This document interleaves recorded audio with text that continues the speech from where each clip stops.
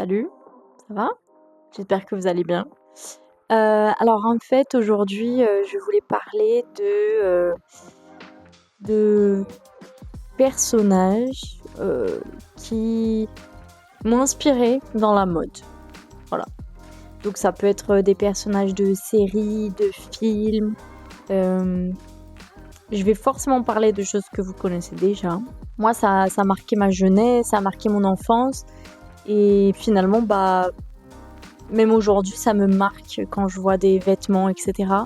Et je pense à ces personnages. Alors du coup, dans Le Diable s'habille en Prada, forcément, Meryl Streep, qui est juste incroyable en rédactrice de mode. Anna Thaoué, forcément, qui passe par une transformation fashion énorme. Sa collègue de travail, qui clairement la déteste. Some hideous skirt convention you have to go to. Qui est Emily, je crois. Et du coup, elle est vraiment exceptionnelle. Elle a un style bien pro, bien stylé, tout ça. Et surtout, ce que j'adore dans ce film, c'est l'ouverture du film. L'ouverture du film, déjà, la musique, elle est trop stylée. Suddenly I See. Et on voit plein de femmes différentes qui se préparent. On voit quand même beaucoup de femmes très stylées qui se préparent à aller au travail. Donc finalement, on voit le début de l'assemblage de la tenue avec la lingerie, la belle lingerie, tout ça. Avec les chaussures, les vêtements, les différentes matières. Et ça, je trouve que c'est une ouverture de... Ah oui, aussi le maquillage et les bijoux. Donc, c'est une ouverture de film vraiment stylée. Après, il y a un film, moi, ça m'a marqué, mais de ouf. Si on aime la mode, moi, en tout cas, j'étais complètement dingue de ce film quand j'étais enfant et jusqu'à aujourd'hui. En français, le titre, c'est Confession d'une accro du shopping, qui était un livre, différents livres qui ont été adaptés en film. Il y a eu un film, c'est l'histoire d'une femme, une jeune femme qui est complètement dingue de vêtements. Elle est acheteuse compulsive, elle achète beaucoup trop de vêtements. Et du coup, elle adore les vêtements, les beaux vêtements, les belles matières, clairement le luxe. Et donc on voit qu'elle habite avec une coloc et elle commence à avoir des difficultés pour payer son loyer, tout ça. Parce que finalement, elle met tout son argent dans ses achats, tu vois. Et par exemple, on la voit dans une vente privée, on va dire, de luxe. Et elle tombe sur des bottes, mais des bottes incroyables. Je crois que c'est des bottes Prada, je sais plus en fait. Assemblées avec un motif sublime, tu vois, en rouge comme ça sur les bottes en daim. Et elles sont magnifiques. Et à chaque fois, elle se pose la question, est-ce que je dois l'acheter? Est-ce que je peux l'acheter? Et finalement, elle finit toujours par craquer. Donc on voit qu'elle a un problème en fait à maîtriser l'argent, à maîtriser son budget. Et c'est vraiment un bon film.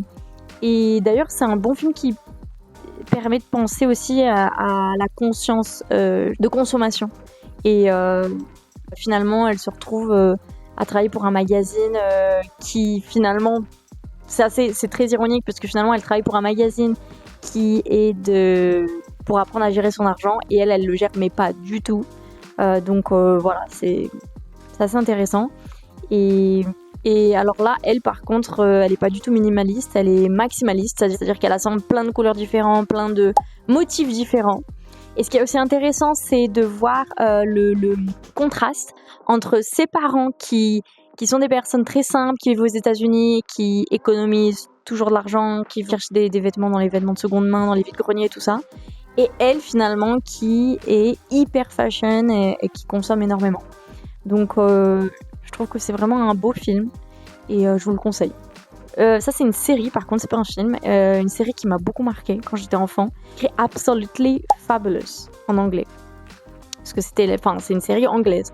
Et du coup, je mets ça et je fais putain, c'est quoi ce truc? Je crois que c'est une série des années 90, vous voyez, 90 jusqu'à 2000. Et j'ai trouvé ça dingue. Mais ça m'a marqué de ouf. Donc si vous connaissez pas, allez-y. Après, voilà, il faut aimer. C'est un peu vieux, vous voyez, c'est les années 90 et tout ça. Mais si vous aimez la mode, vous allez trouver ça incroyable parce que franchement, en plus, c'est dingue. Donc, c'est deux femmes, deux amies qui vivent dans les quartiers riches de Londres. Il y en a une qui est brune, une qui est blonde. C'est des actrices très connues en Angleterre, pardon. Et j'ai oublié leur prénom, mais je vous mettrai les noms ici. Et du coup, en fait, c'est deux femmes qui c'est comme des acolytes, quoi. Voilà. et elles sont hyper fashion. Hyper fashion. L'une d'elles, la blonde, je crois, elle était ancienne mannequin. Enfin, c'est son histoire, sa biographie dans la série. Et elle est vraiment folle.